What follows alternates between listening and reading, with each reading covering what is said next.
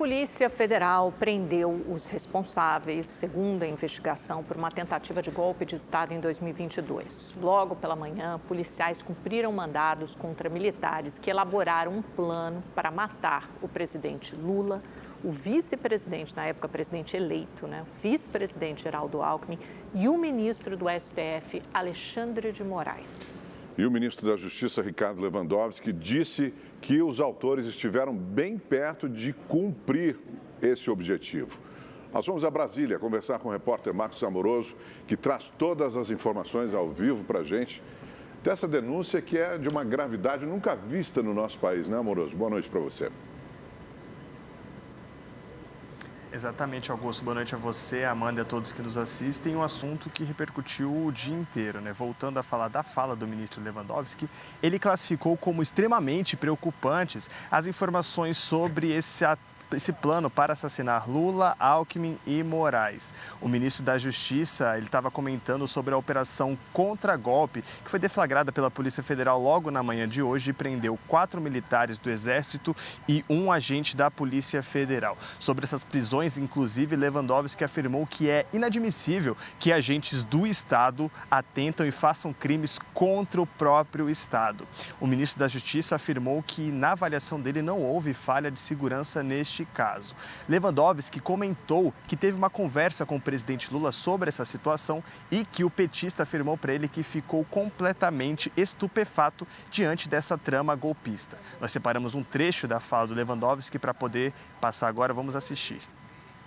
Eu quero dizer que a Polícia Federal está decepcionada que um dos seus participou dessa tentativa de golpe, de abolição violenta do Estado democrático de direito. É possível que este agente da Polícia Federal tenha sido convocado para trabalhar na segurança do presidente eleito, dado o seu conhecimento, do cotidiano do Palácio do Planalto. Realmente chegaram muito perto.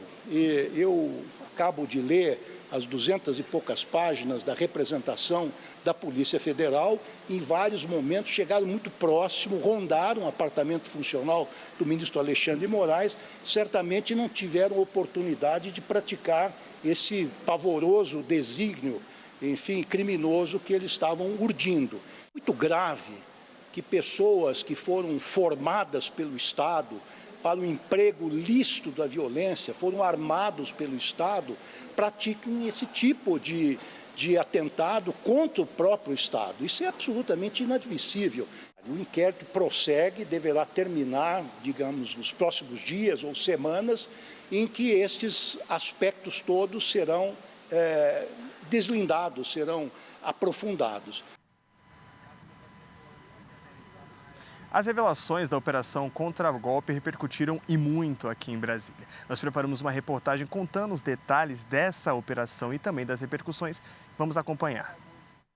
Os agentes prenderam 4 militares das Forças Especiais do Exército, os chamados Kids Pretos, e um policial federal suspeitos de envolvimento num plano de golpe que incluía a execução do presidente Lula, do vice-presidente Geraldo Alckmin, além do ministro do STF, Alexandre de Moraes. São eles o general de brigada Mário Fernandes, o tenente-coronel Hélio Ferreira Lima, o major Rodrigo Bezerra Azevedo, o major Rafael Martins de Oliveira e o policial federal Vladimir Matos Soares. O capitão Lucas Guerelos também foi alvo de buscas. Os Kids Pretos são militares da ativa ou da reserva do Exército, especialistas em operações especiais. De acordo com o próprio Exército, os Kids Pretos tinham, até o ano passado, um efetivo de cerca de 2.500 militares. O general Mário Fernandes é o militar de mais alta patente alvo na ação de hoje.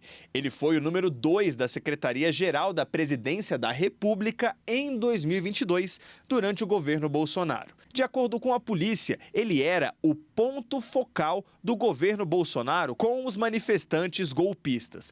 Além de receber informações, o general fornecia material e orientava os manifestantes instalados no quartel-general do Exército, em Brasília. O general também atuou no gabinete do deputado federal Eduardo Pazuello. A operação de hoje, chamada de contragolpe, faz parte do inquérito que apura a tentativa de golpe de Estado e a sequência de atos golpistas que culminaram na invasão da sede dos três poderes em 8 de janeiro de 2023. Há uma expectativa de que este inquérito seja finalizado ainda este ano. As investigações repercutiram entre autoridades e políticos. Em entrevista ao Podcast Liberados da Rede TV nesta terça, o presidente do Senado, Rodrigo Pacheco, comentou a operação e defendeu que haja a devida punição aos golpistas. É uma operação deflagrada pela Polícia Federal para prender integrantes de uma organização antidemocrática, que visava violar o Estado Democrático de Direito, inclusive atentar contra a vida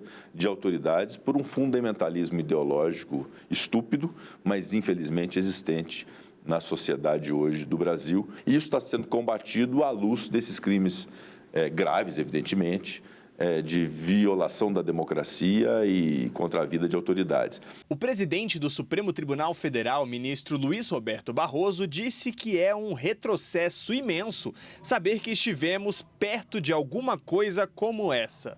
Nós amanhecemos hoje com notícias estarrecedoras sobre uma possível tentativa de golpe que teria ocorrido no Brasil após as últimas eleições presidenciais. As investigações ainda estão em curso e é preciso aguardar a sua evolução. Mas tudo sugere que estivemos mais próximos do que imaginávamos do inimaginável. É preciso empurrar para a margem da história comportamentos como esses que estão sendo noticiados pela imprensa e que são uma desonra para o país. Durante sessão em uma comissão do Senado, o senador Flávio Bolsonaro defendeu os investigados. Essa situação de hoje não era nem para ter inquérito aberto. Porque vontade de matar alguém, todo mundo alguma vez na vida já teve, né?